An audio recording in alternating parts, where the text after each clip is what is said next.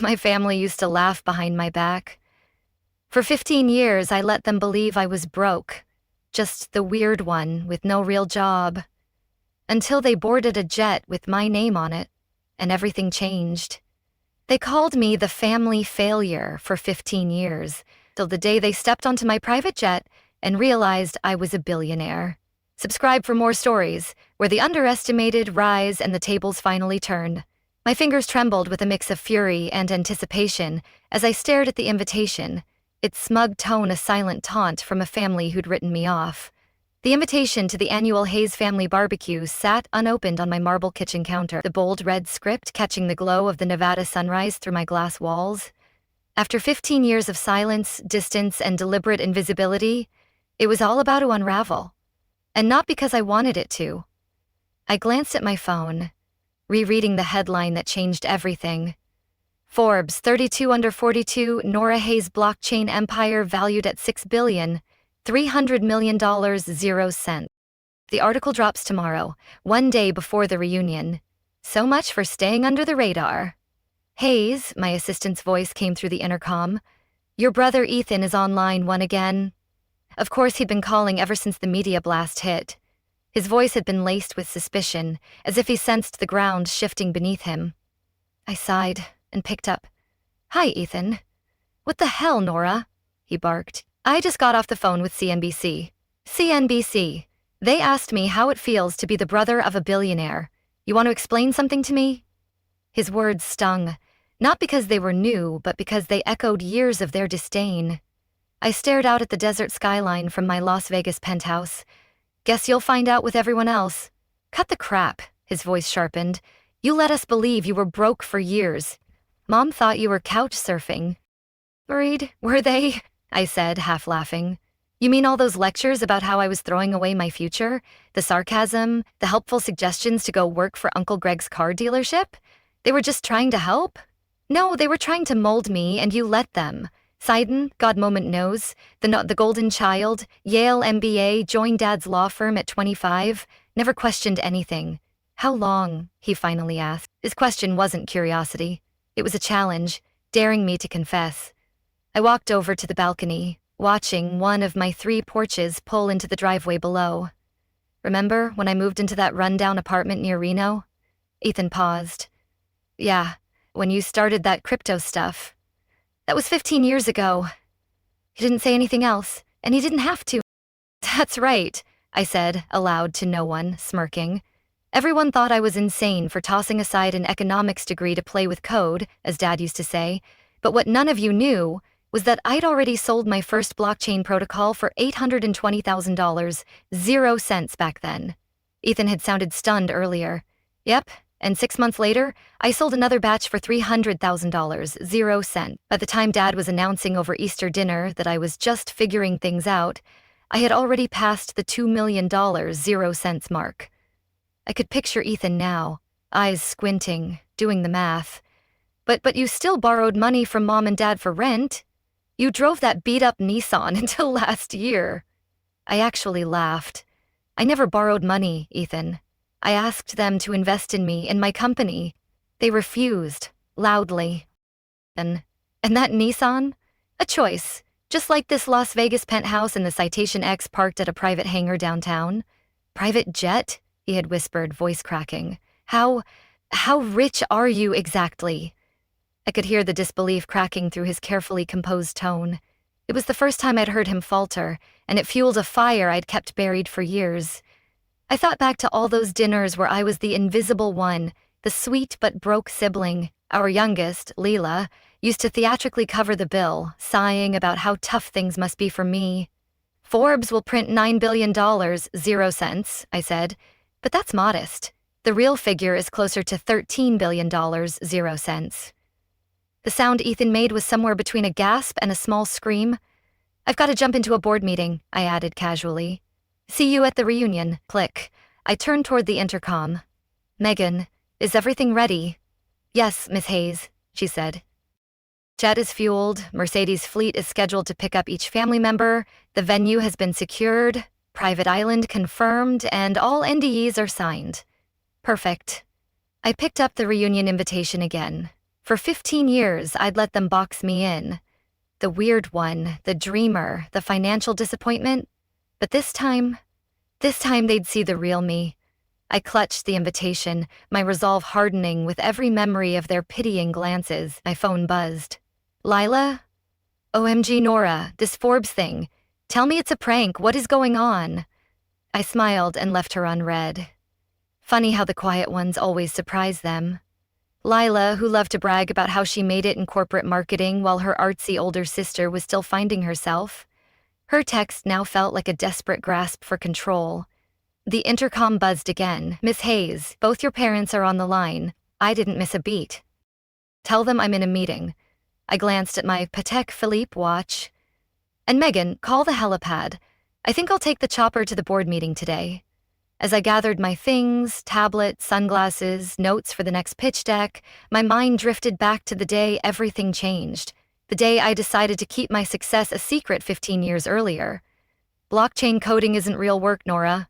Dad had scoffed across the dinner table. And this crypto thing, he added, eyes narrowed. It's a scam.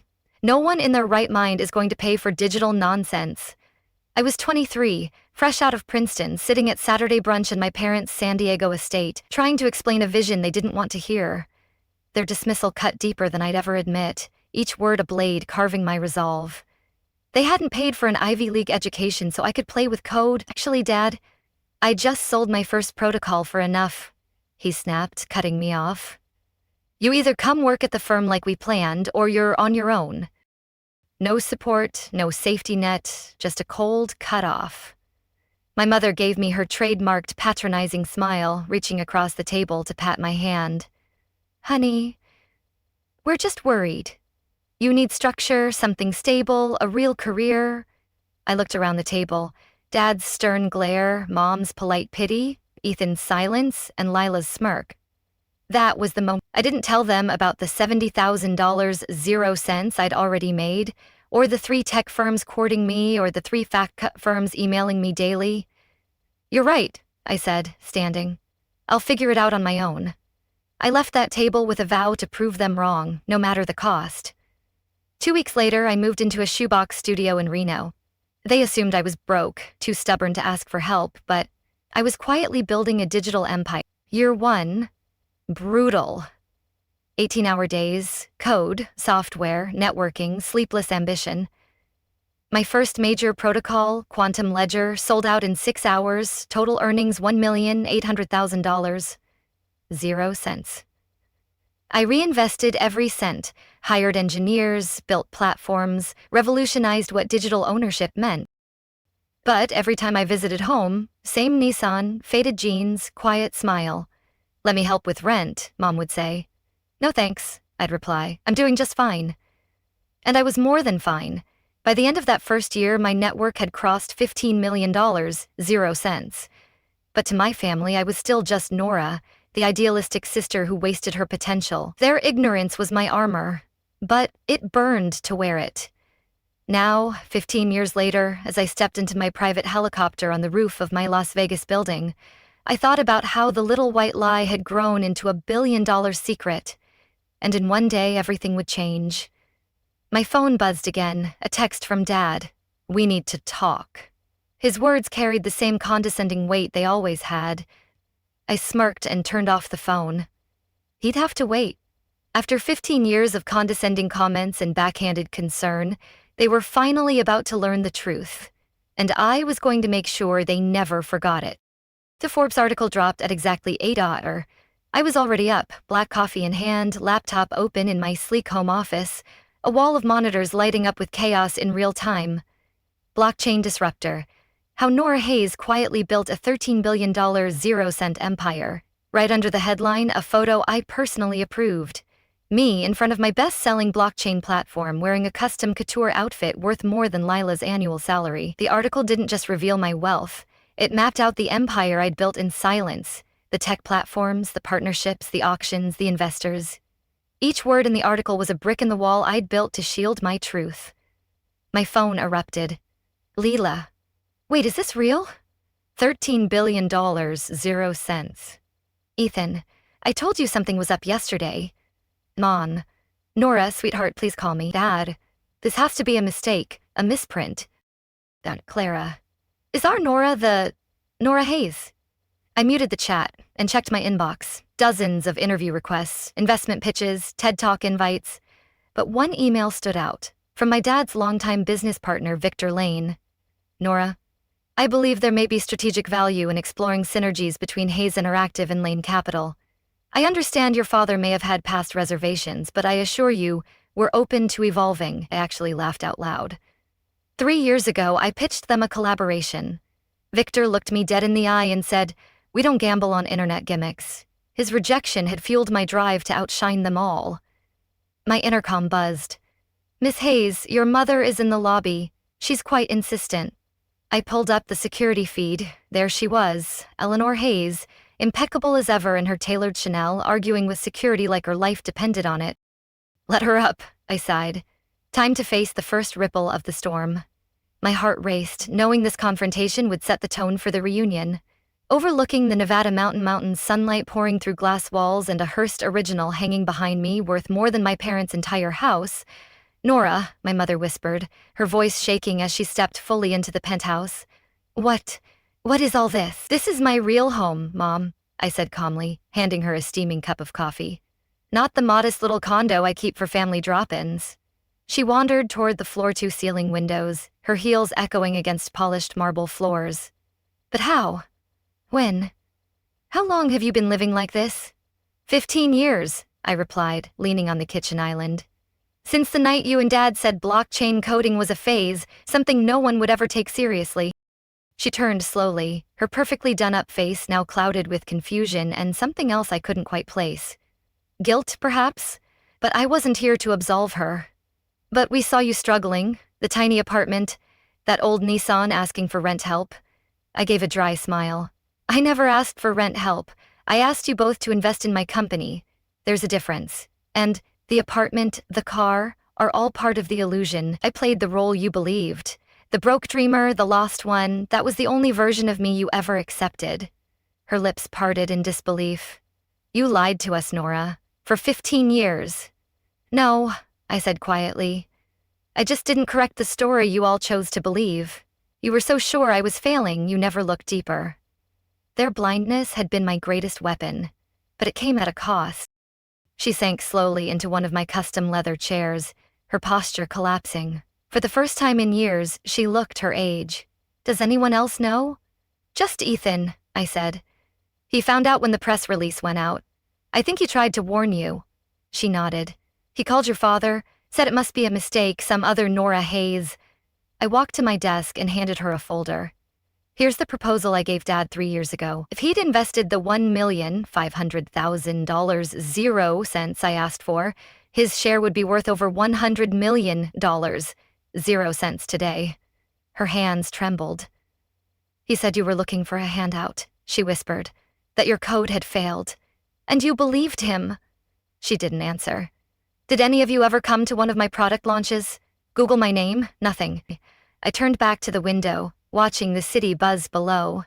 Their indifference had been my crucible, forging me into something unstoppable.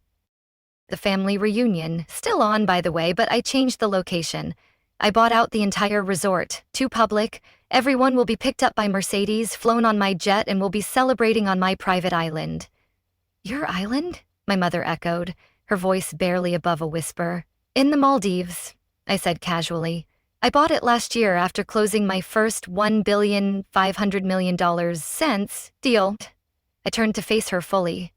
"And Mom, this time, I won't be the quiet one sitting through dinner while everyone lists their promotions and new real estate deals. I've got some things to say too." She stood up slowly, smoothing her silk skirt with trembling hands.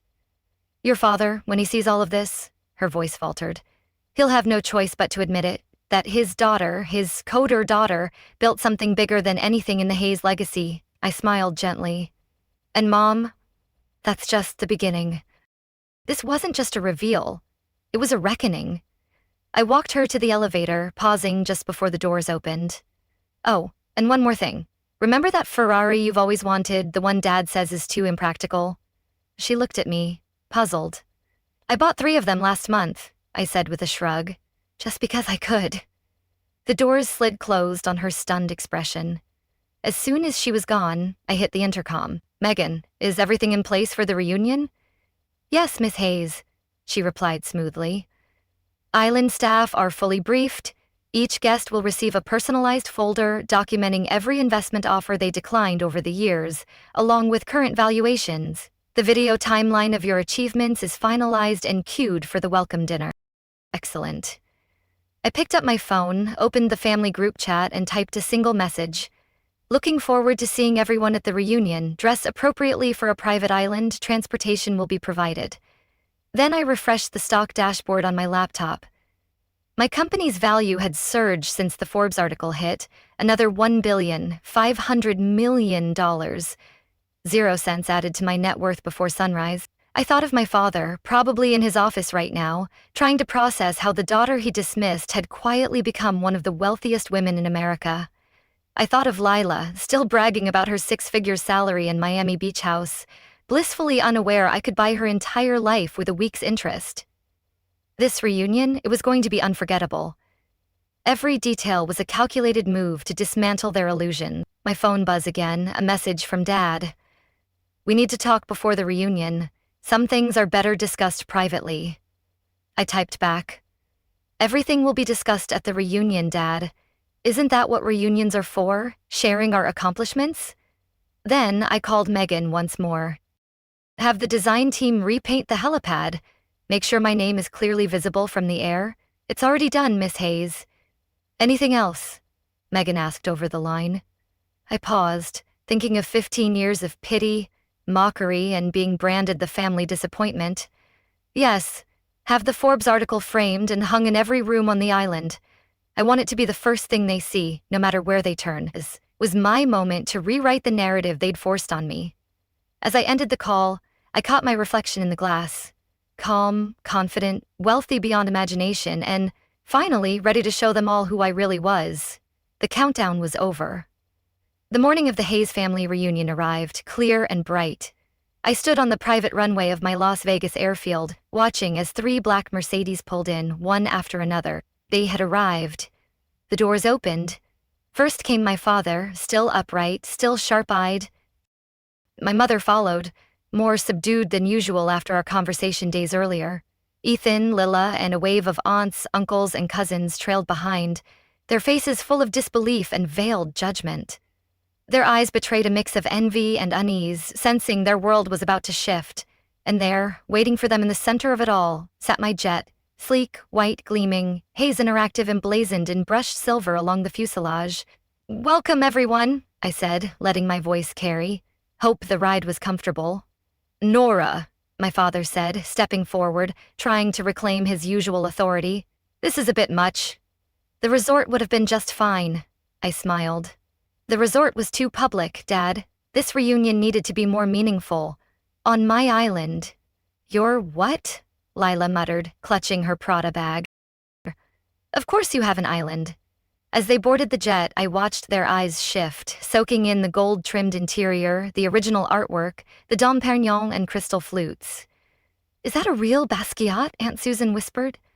"Yes," I replied. "Picked it up last year." My father cleared his throat.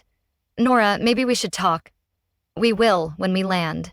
Until then, enjoy the champagne," I said, tilting my glass. "It costs more than your company made last quarter." He flinched. His flinch was a small victory, a crack in his unshakable facade. 2.5 hours later, we descended toward a glittering jewel in the ocean, my 350-acre private island with a luxury resort nestled at its heart. Let the reunion begin.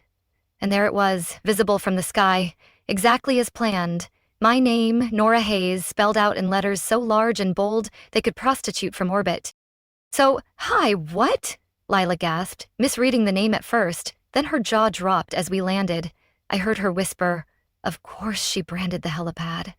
Surrounding it were massive digital screens, each cycling through my most successful blockchain protocols.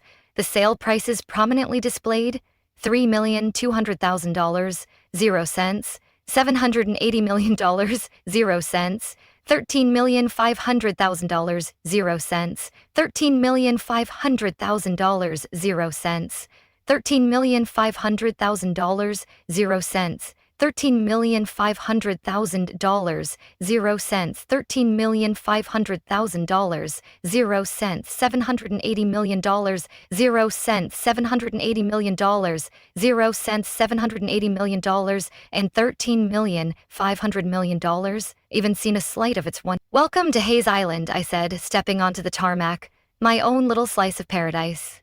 Little? Ethan muttered, eyes wide. The resort complex that stood before them was a seamless blend of futuristic architecture and untouched Maldivian beauty. Everyone's rooms are ready, I continued. There's some reading material waiting in each suite. I suggest you review it before dinner. I could already imagine their shock as they opened those folders. The reading material was customized. For Dad, a printed timeline of every deal he declined, each missed opportunity annotated with present-day valuations. For Leela, a comparison of her entire annual salary versus what I earn in interest per day. For Ethan, an internal audit showing how much his firm lost by turning down a collaboration with my platform. I gave them an hour to settle in, then I summoned them to the main dining hall, a glass-walled space overlooking turquoise. The long table sparkled with crystal, silver, and place settings worth more than most cars, and on every wall, the Forbes article, framed, backlit, impossible to ignore. They entered slowly, all pretense of confidence fading. Even their designer outfits looked oddly out of place here. Surprised? I repeated with a soft laugh. Not angry that I kept this from you, not disappointed I didn't share the truth, just surprised. Their surprise was a weak shield for their guilt. We didn't know, Mom murmured. No, you didn't want to know, I corrected her. Every time I tried to talk about my work, you changed the subject.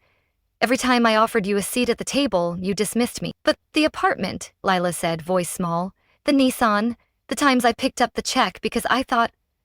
Because you thought I was broke, I finished for her. Did you enjoy that, Leela? Being the successful sister? The savior? She looked down, cheeks flushed. At least, she had the decency to look ashamed. Let me show you something, I said, pressing a discreet button on the side of the dining table. Motorized panels opened overhead, and high-resolution screens descended. The timeline appeared, juxtaposing milestones in my journey with the words they'd used to dismiss me. 2010. This blockchain coding thing is a waste of your degree, Dad. Result? My first protocol sells for $70,000, 0 cents. 2012. Nora, you need a stable career, Mom. Result? Company valuation hits $20 million, 0 cents. 2015. At least one of us is doing well. Lila. Result? I close a $180 million, 0 cents partnership with a major tech firm. 2018. Crypto sounds like a scam, Ethan. Result? My platform crosses 700,000 users and $780 million, 0 cents in sales. To 2022. We don't fund online gimmicks, Dad's firm. Result? Company valuation surpasses $5 billion, 0 cents. Every single comment. Every time you looked at me like I was chasing a fantasy, I said, my voice steady. I remembered all of it. And I used it. Each memory was a spark, igniting my drive to surpass their expectations. My father swallowed hard. Why didn't you tell us? Because you never wanted to hear it, I said. You needed to learn that success doesn't wear a suit. It doesn't follow your playbook, and sometimes the person you underestimate changes everything. Mediocrity, Ethan said through gritted teeth. Yes, I said. You played it safe, that was your ceiling, mine was higher. I turned to Lila. You flaunted your 6-figure salary like it was gold. We made that during a coffee break. Dad stood. Enough, we were wrong, okay? No, I said firmly. I don't want an apology. I want you to understand. I want you to feel the weight of your blindness. I pressed another button. The screens shifted, revealing the prototype of my latest creation. This launches next month, a redefinition of how code is created, owned, and valued, estimated worth $15 billion, 0 cents. I looked at them all. This time you'll see it happen with your own eyes, no more doubting. The room fell into a deep silence, the kind that only comes when illusions finally collapse. My family sat frozen, absorbing the reality they had ignored for so long. Their silence was deafening, a testament to the empire I'd built in their shadows. Finally, my mother spoke. "We're proud of you, Nora. We should have been proud all along." "Thank you, Mom," I said gently, "but I didn't do this for your pride. I did it because it was my dream, my vision. I looked around at the opulence they now couldn't deny. And now, it's my empire, so what happens now?" Ethan asked quietly. "Now," I echoed, pouring myself a glass of wine. "Now we have dinner as a family, but this time we'll do it my way. No more pretending, no more hiding." I raised my glass to the truth, finally. One by one, they lifted their glasses. Zach hadn't fully worn off, but something was shifting. The rest of the evening passed in a haze of Michelin-level cuisine, aged wine, and hesitant but warming conversation. For the first time in 15 years, they weren't just seeing me, they were really seeing me. Their newfound respect was bittersweet, a victory tinged with the ache of years lost. When they finally retired to their suites, I stayed behind, watching moonlight dance across the waves. Megan appeared beside me, her voice soft. Was it worth it? I thought back to the timeline, their stunned expressions, the pride they never used to show. "Yes," I said, "but not for the reasons I thought." It wasn't about proving them wrong anymore. It was about finally being free, fully myself. I smiled. "And tomorrow, we show them the future." Their world of mutual funds, corporate ladders, and conservative choices was fading. The world I'd built, interactive, immersive, transformative, was just beginning. This was my legacy, carved from their doubts. Later that night, I found a note slipped under my door, my father's handwriting. "I was wrong, not just about your business, about everything. You didn't just succeed, you changed the game. I'm sorry I didn't see it sooner. Dad." I placed it in a frame beside the receipt from my first protocol sale, $70,000, 0 cents, a reminder of where it began. The next morning, as my family gathered for breakfast, attitudes softened, curiosity blooming, I realized something profound. Success isn't just about proving others wrong. It's about proving yourself right. And sometimes, the sweetest victory isn't loud. It's in quietly knowing you built something extraordinary while the world was busy doubting you. My phone buzzed. Breaking Haze Interactive announces revolutionary new platform. The future had arrived, and this time, they'd be watching it unfold.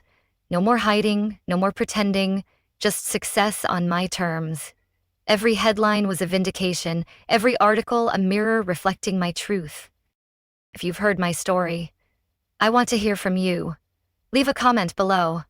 Tell me what you would do if you were in my shoes. Would you keep going, even when your family didn't believe in you? Would you stay silent, or make the world listen when the time is right?